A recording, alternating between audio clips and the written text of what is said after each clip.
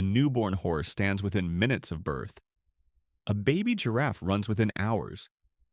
A human newborn cannot even support the weight of its own head. For months, it sits completely helpless, unable to feed itself, move, or survive alone. Why is the most dominant species on Earth born so remarkably unfinished? If you compare human development to other primates, a startling pattern emerges. Biologically, our offspring arrive in a state of total vulnerability. It is as if human gestation was abruptly cut short by 3 whole months.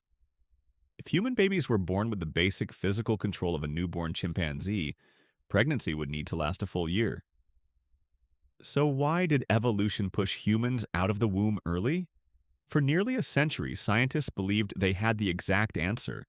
They called it the obstetrical dilemma. Millions of years ago, early hominins made a radical leap. They stood up and began walking on 2 legs. To support bipedal movement, the female pelvis had to reshape itself, narrowing the birth canal. At the exact same time, another evolutionary explosion was happening. Human brain size expanded rapidly. This created a dangerous biological bottleneck. If a fetus stayed in the womb any longer, its rapidly growing head would become too large to pass through the narrow pelvic opening. Evolution appeared to make a forced trade-off: trigger birth early or face fatal complications for both mother and child. But that wasn't the strangest part of the mystery.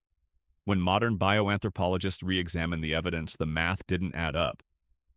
Biomechanical models showed that a slightly wider pelvis would not have compromised walking efficiency at all.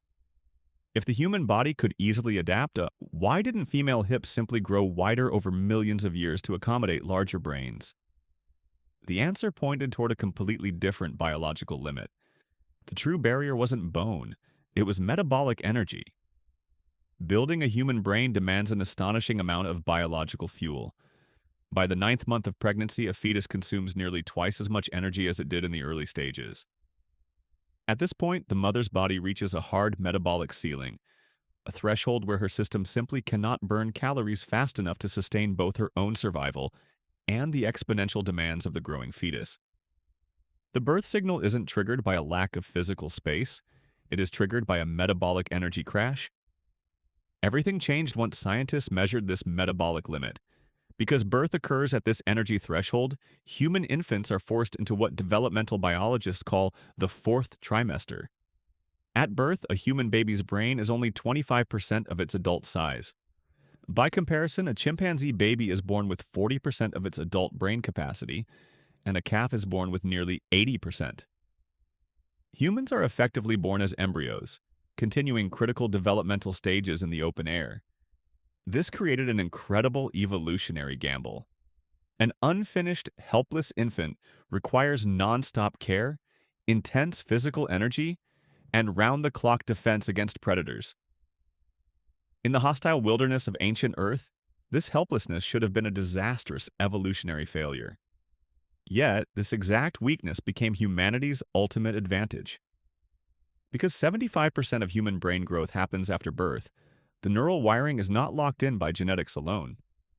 Instead, the developing brain absorbs the environment directly. Every sound, touch, face, and experience physically sculpts the neural architecture of the mind. Animals are born pre-programmed for specific environments. Humans are born adaptable to almost any environment on Earth.